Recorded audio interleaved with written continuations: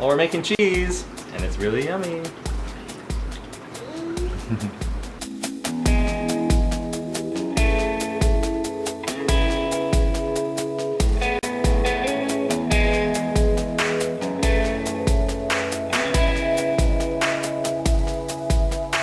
I just made a lot of cheese, and I still have to squeeze the whey out of it.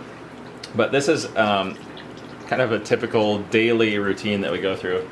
We get about 4 gallons of milk a day now that Buttercup is kind of regulated. She is giving approximately the same amount of... And her baby cow, yep.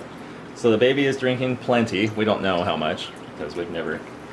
There's not a way to measure it, because she drinks it, or he drinks it. And we milk once a day in the morning, and we get about 4 gallons from that one milking, which is a lot of milk for our family. I can't imagine the thought of drinking 4 gallons of milk or using it in cooking. But when we make cheese, it's a great way to use it up. Okay, first things first. The recipe for making cheese, farm cheese or mozzarella, depending on how you process it, is simply 4 gallons fresh milk, and 2 of those gallons is from yesterday, and it's been sitting at room temperature, getting slightly acidic over that period of time, and 2 gallons is from just a few minutes ago. I heat it up to, I always do it just by feeling with my hand and with my wrist. I heat it up to the temperature of a very warm bath or hot tub, like a very hot bath, but not hot enough to burn you. Very warm bath. And then I simply add vinegar to it and stir, and the reaction takes place instantaneously, and it almost immediately it immediately clumps up and turns into the cheese curd. And as soon as the whey is clear, that's how you know you've added enough acid. So that's it. All right, we'll get to squeezing.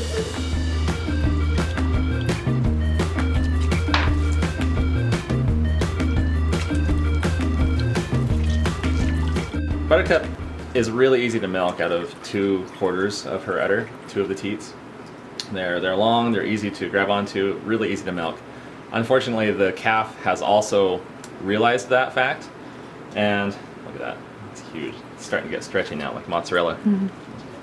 The calf has realized that, and only drinks out of those 2 quarters, which leaves me with the long... It's a very long and kind of difficult process of completely milking out that really swollen hard udder. And it's just, it's really easy for the calf to get all of the milk out rather quickly out of those other udders, because she just sucks it out. For me though, I have to grab onto this teat and squeeze it out. Unfortunately, this one is only that long, so I can only get one finger, my forefinger and my thumb around it, and I have to squeeze like that instead of with my whole hand like that. So this is kind of a defect with Buttercup. It would be nice if it was a lot easier, but we do what we have to. We spend the time it takes to get that milk out, and we get plenty of good milk. Tastes amazing, and I'm trying to decide if it's worth it in the long run. It really is. I'm just having a bad attitude about it, actually. My hands get tired, and after an hour and a half of being out there this morning, the only thing that makes me happy about this situation is that we're getting cheese out of it. So here it is. So you can see that it's getting nice and stretchy as I'm carefully, squeezing the whey out. And in a minute, I'll break it up into chunks, curd-sized pieces, and we'll add salt to it, and I'll make a delicious melting cheese.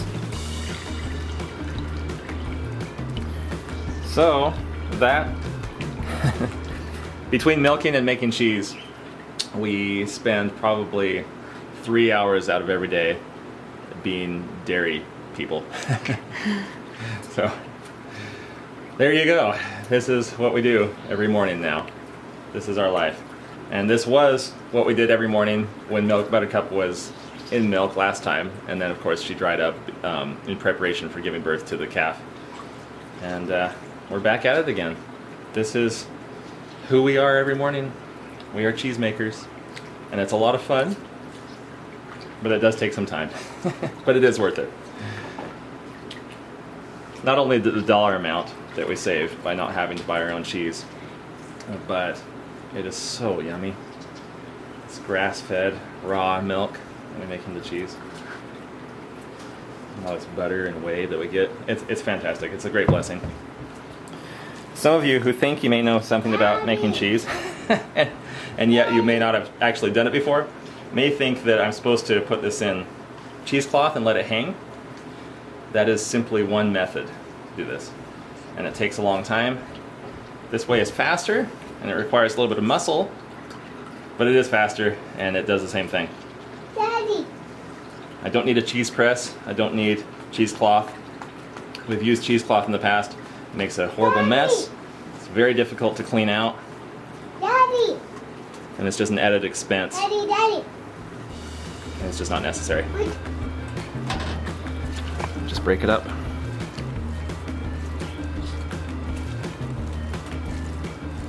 But before I do that, I've actually got another chunk of cheese that I've got to do the same thing to.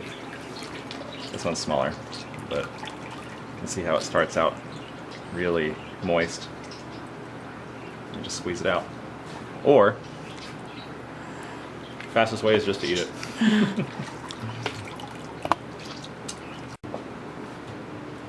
So now that I've got the curd down here in the bowl, I'm just going to add salt to it, and it takes a rather large amount of salt.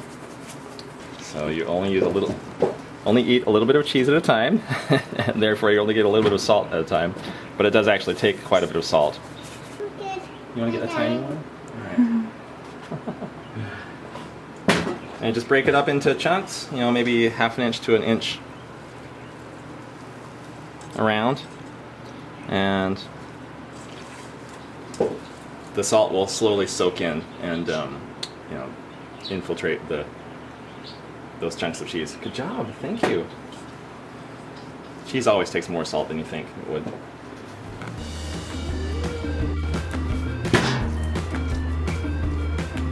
Okay, time for the taste test. We've got it all salted, and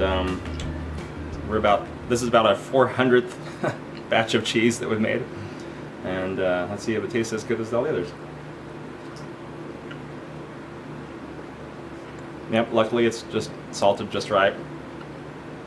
Tastes just like mozzarella.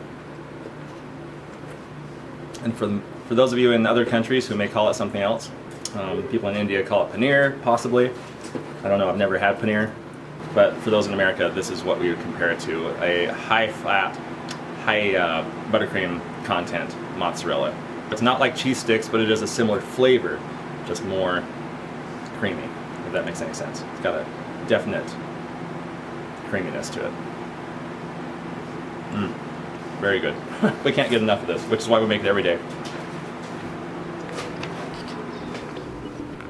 There we go. We'll see you in our next video. Bye.